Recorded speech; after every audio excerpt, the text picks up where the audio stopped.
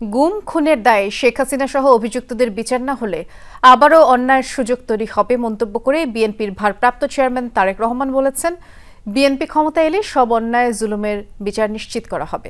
রাজধানীর একটি হোটেলে গণতান্ত্রিক অধিকার পুনরুদ্ধার আন্দোলন, গুম ও শহীদ পরিবারের সদস্যদের সম্মানে রাজধানীর একটি হোটেলে ইফতারের আয়োজন করে আমরা বিএনপি পরিবার। অনুষ্ঠানে তারেক রহমান বলেন, রাজনৈতিক দল হিসেবে বিএনপির প্রত্যাশা সামনে সুষ্ঠু নিরপেক্ষ নির্বাচন অনুষ্ঠিত হবে। জনগণ সিদ্ধান্ত নেবে কারা দেশ পরিচালনা করবেন।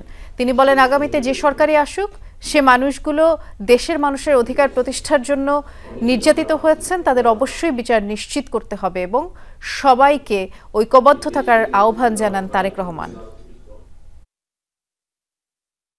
অন্যায়কারী অন্যায়কারী এবং যে অন্যায় করবে, ন্যায়ের বিরুদ্ধে যে যাবে, তাদেরকে দেশের আইন অনুযায়ী অবশ্যই শাস্তির সম্মুখীন হতে হবে।